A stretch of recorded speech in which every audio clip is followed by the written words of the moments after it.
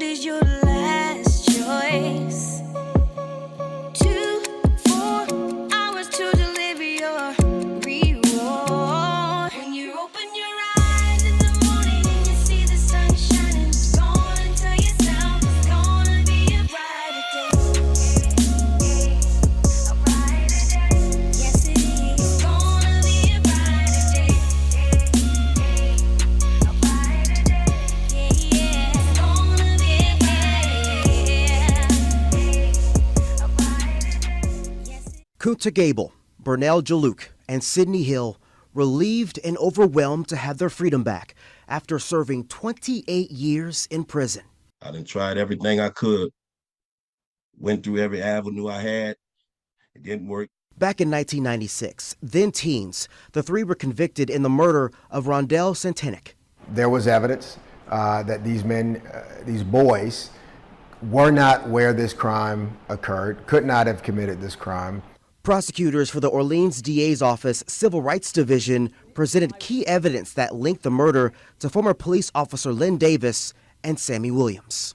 Everyone in this jurisdiction recognized that Lynn Davis was inflicting a reign of terror in this community, was engaged in narcotics trafficking, murder for hire, protecting certain drug dealers, protecting his own drug dealing. When we looked at the files, it was clear it was not the right car. It was never three co-defendants, it was never three perpetrators. It was one perpetrator originally until Len Davis and Sammy Williams inserted themselves. It was the wrong color car. They were arrested 23 minutes later with no weapons, nowhere near the scene of the crime. Bernell Juluke was unable to talk on camera, but his lawyer released a statement saying, quote, "We are grateful for all the support Bernell has received as he begins this next chapter. Nothing can make up for the 3 decades he lost to his wrongful conviction, but he is excited to spend time with friends and family as he embarks on the journey ahead." As for the other 2 men, it's a long time coming and a time for a new chapter in their lives. I want to do anything and everything to become rich, take care of my family, to protect them, where something like this can't happen to them. And the DA's office also tells me they're looking into other cases where men and women have been wrongly convicted of a crime related to Lynn Davis and other former NOPD officers. In New Orleans, Daryl Forges, WDSU News.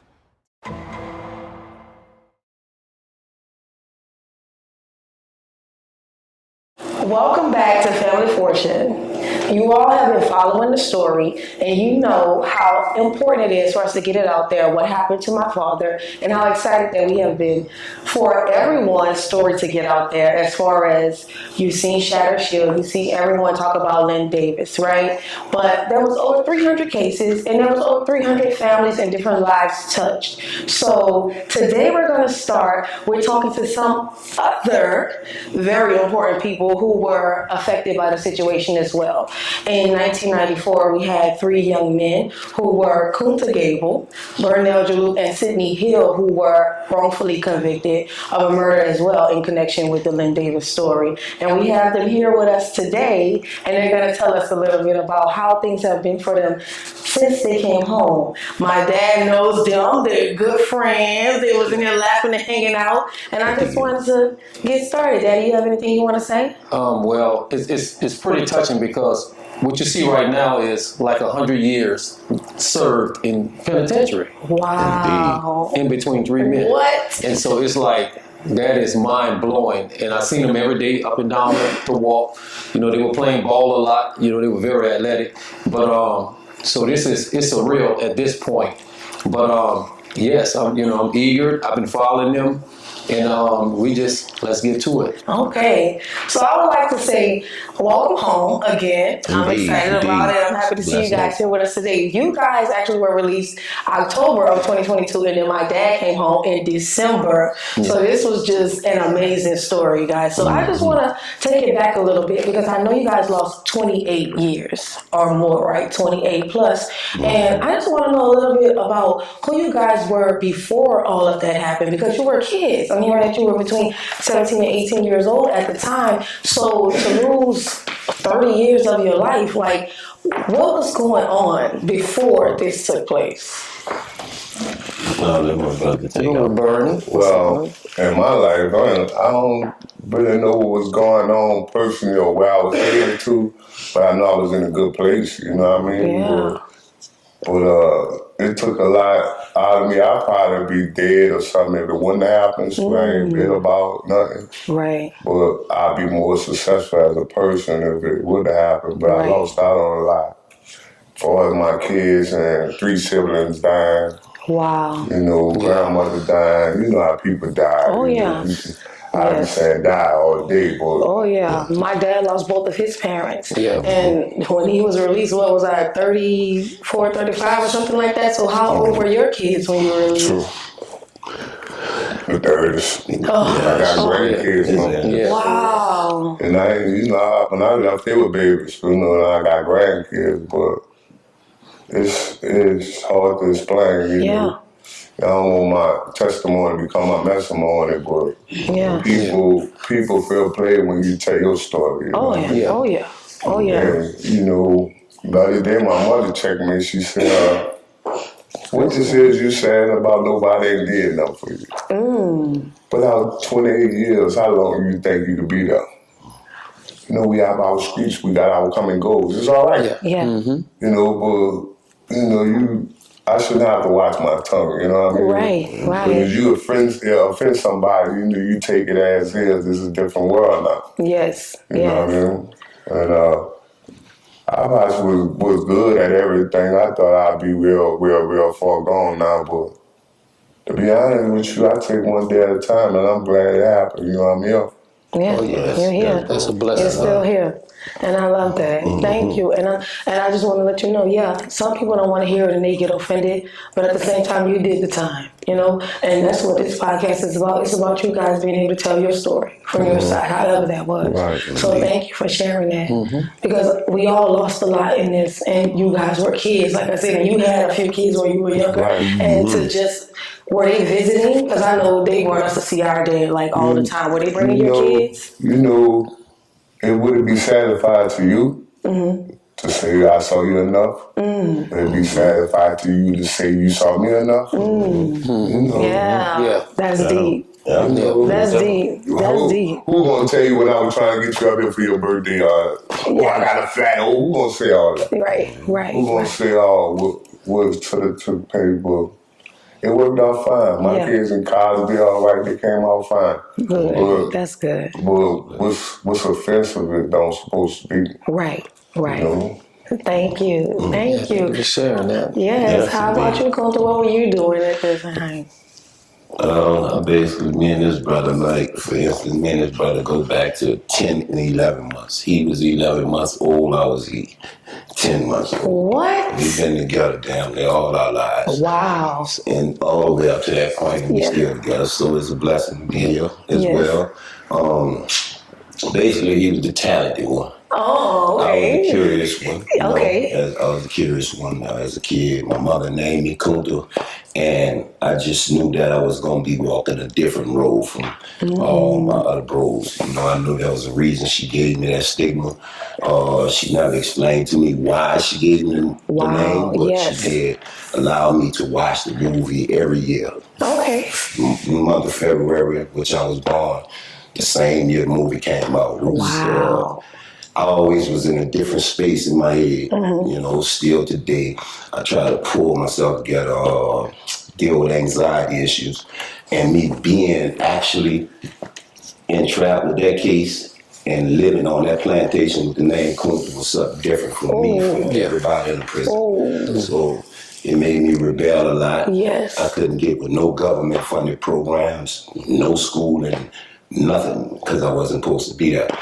And most of my time, I did dead time. I wasted my time. I educated myself as much as I could. You know, like I said, I'm just happy to be here as well. Yeah. Okay. So beforehand, you guys already knew each other, had been going to school together. You had the talented one and the curious one. You guys knew Sydney from the same type of thing. Okay. So he couldn't be here today, but shouts out to you. Indeed. So the night that all of this happened, kind of like, take me through it, because my dad always says, these guys were at a traffic stop when it happened. They knew there was no way possible they could have been there. So what was playing in your mind for you guys to be so young? Like, you're thinking, oh, this is just, we get pulled over by the cops. We're a little nervous, but we ain't thinking it's going to lead to no 30 years. Yeah. Can I jump out first? Oh, yeah. Go ahead. Don't be careful. Okay. He like for me to behave myself, so don't be careful. But be honest with you, all our heads was in a different space. But that's the first time I ever in my life said stop for a cop. I normally just routine as being a kid, me per se. Yes. When I seen cops, I didn't want to be stopped by them, period. Whether I was doing something or wasn't, I didn't want to be around when cops show up. Right. I already had a stigma with that. But that night, literally, we just pulled off. Stop. He probably stopped, and that was one of the greatest mistakes ever. Yeah. And again, it was a blessing, because had we continued to go, it would have been like we was actually evading the cops. So it would have really seemed like what he was saying was true. Exactly, like you left the scene. So it was a blessing at the same time. Okay. Did you guys know the officer Lynn Davis, before that day? Just seen him around? Never knew him. I kind of like vividly remember hearing his name, but I never. Wow. This just happened. He don't work in our district. He don't work in our district. That's crazy. What? He comes in our district intentionally. What? Don't work in our district. So he wasn't even supposed to be over there. See, this is crazy. No, let's get to the facts to Maze. Yes. My brother was somebody. Let's get to the fact that at the end of the day, how he know what call we was in, how he said Bernell made with our goals in mouth, how it went from one person to 3 people. And so this one suspect, you looking for me and a blue beretta with a lot of goals in my mouth. Where he come from? Where all that come from? Yeah. You come to the scene to identify me. Yeah. And it was looking for me. You come off the radio station for me. How one person become 3 people. Exactly. Yeah. First part of this, all I just wanted to figure out. How one person become 3. And is that something that you had to sit with for a long time in jail? Like, how did they miss the that? probable cause? Okay, you say I ran a red light, give me a ticket. Right. Okay. What they become involved with this? You see what I'm saying? Yeah, 100%. And I'm the driver of the car. At the end of the day, I felt affect to them dude with me, and you looking for me. Oh yeah. If you said I killed somebody, exactly. My name come over the L. Not my name come over the L. Maze is my mother's name. Right. Juluke is my name. Right. So they had Maze guy come over there. We still looking for him. But it was one dude looking for. One dude. And they had to actually add somebody into the car when they realized he was actually the driver of the car. So now he can't be the shooter. So if he's the driver of the car, y'all fit right. But this in the design. This in Ivory. This on Canal Street down there. You had a red like this 5 minutes ago. You from New Orleans. You ain't gonna make no district like that. Okay. 3 people definitely won't be at the car if we made it that far. Exactly. But you still looking for one person. That's ridiculous.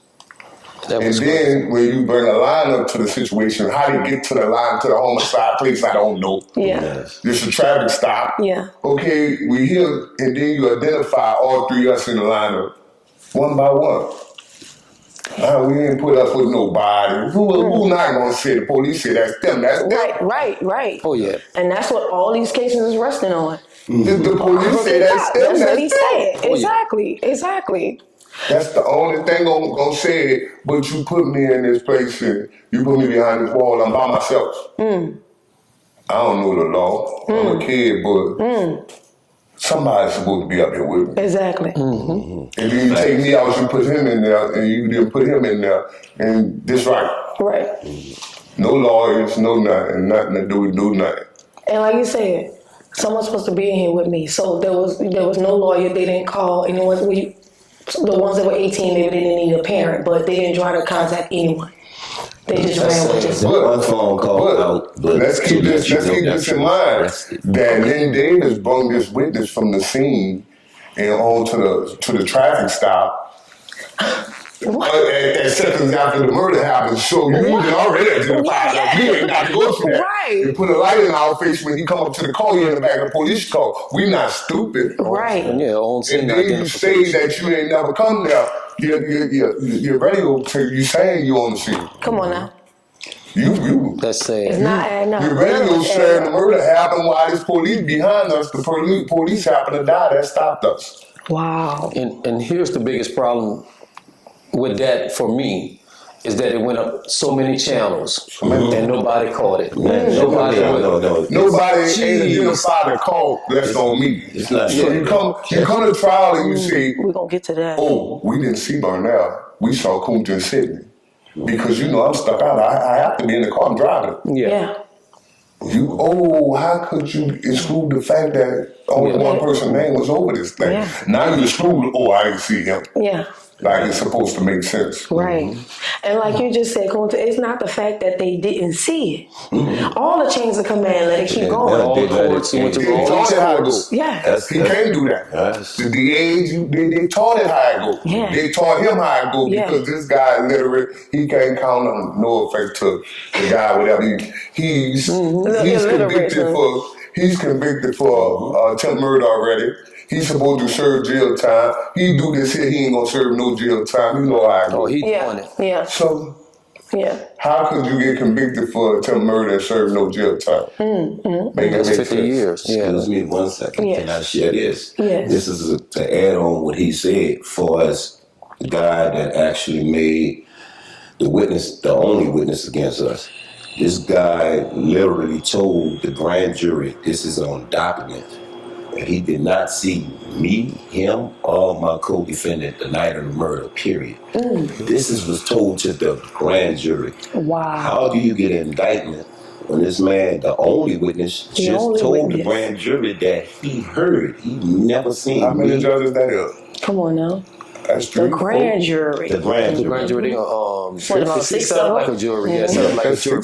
Oh yeah. It can't be 6 of them. Yeah, but they just exactly. See, that's my thing. That's my thing. I done seen 12 going there like a real jury. Yeah. That's why they don't give lawyers leverage inside of the grand jury. I want to ask you guys about this because I know my dad, it was really tough for him because in knowing Len Davis, like in passing on the street, kind of being rivals, the New Orleans police and being corrupt, supposed to be cleaning the streets, but really just trying to get the drug dealers out the way so they could set up shop in their place or whatnot. So it was always word that Len Davis would be saying that he was going to do something to my dad when they cross each other or whatnot. But they didn't come to blows. He was framed for his friend's murder. So to sit in jail for 32 years, wrongfully convicted, and then to be saying you killed your friend, like that had to have really, broken. So I want to know what you guys, knowing that you're innocent.